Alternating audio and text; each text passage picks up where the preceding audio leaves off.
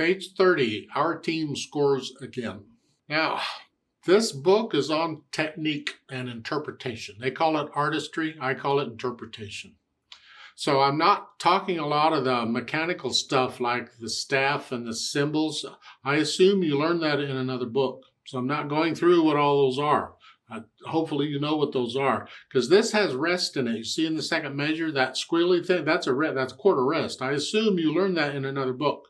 You're simply quiet for one count. That's all it's for. So let's look this over. It's 2 lines long. The first line is repeated, but it's 2 lines of music to learn. Treble bass clef, 4/4 time signature, and I see quarter notes and half notes and a whole note, and now we got quarter rests also. Okay. The right hand starts here.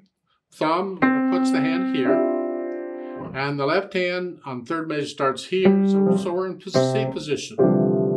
Now this one we're not moving around. We're just staying here. And you go here. 3, 1, 2, 3, 4. 1, 2, 3, 4. 1, 2. Get the idea? The second line, both hands are playing together. Now, most of the time when I tackle a piece where the hands are playing together, I'll just do one hand at a time. And then I'll go back and try and put them together. But here, since you're using the same fingers in each hand, here, thumb, middle finger, I'm going to talk about both hands because you're just mirroring the hands. And we mirror the hands automatically. You don't even have to try, and it'll just happen. You just, that's mirroring the hands. It's when you want to go the same way, that's harder. But here's thumb. 1.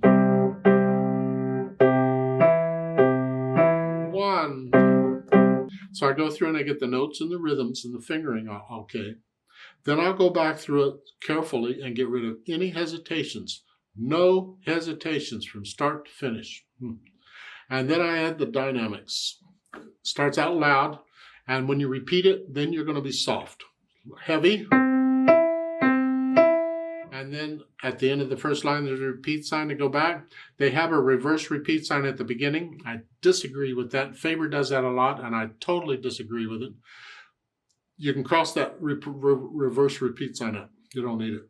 There's a legitimate use for that, and we'll get to that in the next lesson. Right now, you don't need it. The point is you're going to play the first line twice. And the second time, you're going to play it soft, light. Now, on measure 5, now we go up to moderately loud, both hands. And then at the end, where the half notes are, soft. All the way to the end. That's the dynamics. I would like to talk about one more thing. I don't know if they'll ever talk about it or not. Don't care. I'm going to talk about it because I think it's important. It's part of interpreting music. It's part of artistry. And that is the thing that we call natural accents. We want to get to where we're always doing the natural accents in everything we play pretty much. An accent on piano is when you play the note a little louder than normal. So if I play this,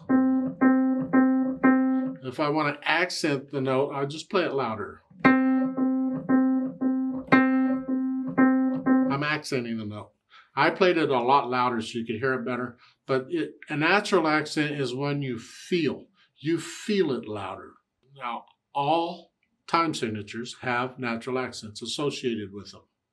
4/4 time has one on the first beat and one on the third beat.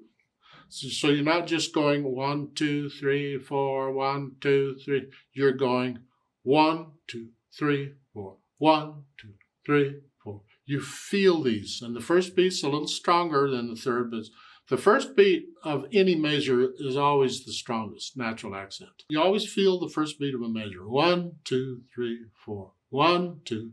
But we're just adding one on the third beat. 1, 2, 3, 4. And exaggerate them if you have to. Here, it's 1.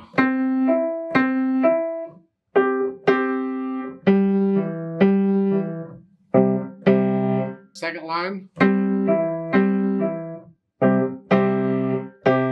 1, 2, 3, 4. You get to where you're just feeling these. Here. Just do it. If you'll feel it, you'll play it. And the people will pick up on it. When you're listening to music, you really should be able to tell where the first beat of a measure is just by hearing the music. You'll feel the natural accents. You'll hear them. It's just here.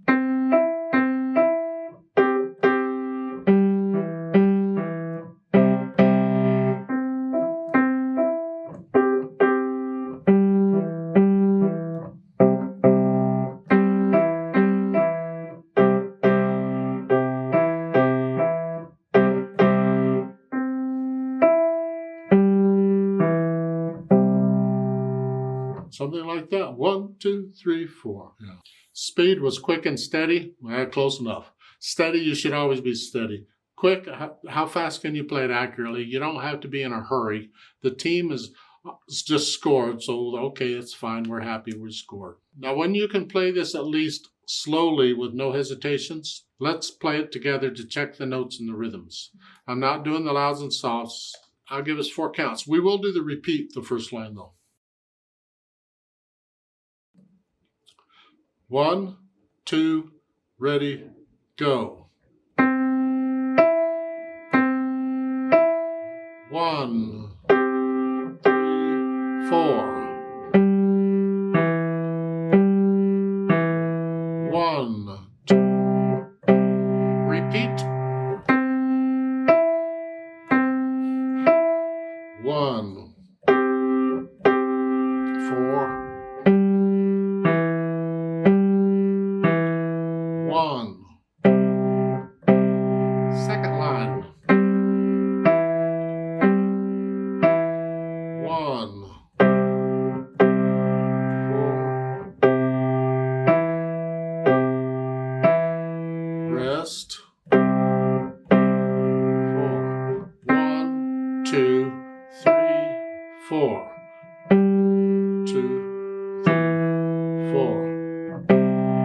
2, 3, 4, off.